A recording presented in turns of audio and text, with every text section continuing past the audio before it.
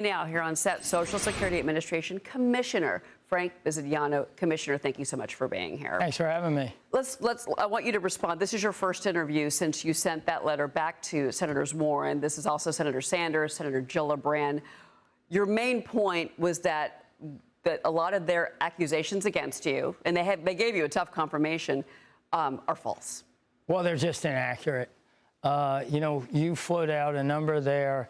The month that was during my tenure, where I thought the most important thing to do to protect and preserve was to provide first the highest level of service and the highest level of payment accuracy. And that's the journey. The month of July, our average speed of answer on the phone was 7.6 minutes. In my confirmation hearing, I committed to get it down to a single-digit number. At that point in time, last year's average under the previous confirmed commissioner was 27.6 minutes. I looked at the stats from yesterday versus a year ago. We're answering 33% more phone calls. Our callers are waiting less than 60% of the time than they did. Yeah. And so thus, that makes for a better workforce. A person sure likes to answer get a phone call answered in 4 minutes, not 40. So a couple of the other points the senators were making, and particularly, they really went after you on AI. And I want to ask you about that, because they were saying that the AI fraud detector only detected 2 cases out of 111,000. So they were asking you about that. But then also, you know, their stance is, well, there's been staffing cuts, and it's 13% or less, I think, staffing cuts that you've had this year. Less than has that impacted? And talk about the AI tool. Is there any issues there? Well, I think first of all, people selected a voluntary retirement program. So many times it gets wrapped up in letting people go. Well, people opted out. And that may have actually, you know, Social Security for the past 3 years has had the lowest morale of any of the largest agencies. So we have people who want to be there right now.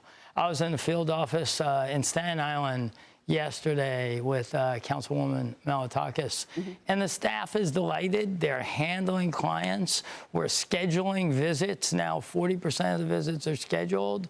A year and a half ago, it was 0. So I think we're using every possible tool. Our fraud tools are very strong and good and continue to get better, but our tools to serve the public is the #1 job, and they're really performing. It's a 90-year-old program. Now, you know, there's a lot of talk about insolvency. And it's a fair, I mean, it's of the 3 things that drag down spending in this country, Social Security is one of them. At the same time, why not just raise the Social Security age? If you look at the age projections, so here are the numbers. Let me give you, the law was signed in 1935, right? For men, the average lifespan, 59.9 years. For women, it was 63.9. Well, now it's 75.8 years for men, 81.1 years for women. So we're living longer. Why not to spare the program, to save it, to help work out the kinks, which is going to take years, just up the age? So I think, first of all, August 14th is the 90th anniversary of Social Security. And the president has been very clear, and I'm working under that mandate, that we're going to protect and preserve it. And yes, part of working on fraud, waste, abuse, and efficiency is protecting and preserving it. The 4 trustees, myself, Department of Labor, Department of Health and Human Services, and Treasury Secretary are the trustees. We will work with Congress. It will get fixed. There'll be another 90 years of it. So that's a conversation that's happening. Yes, it has to happen. We just released the trustee report.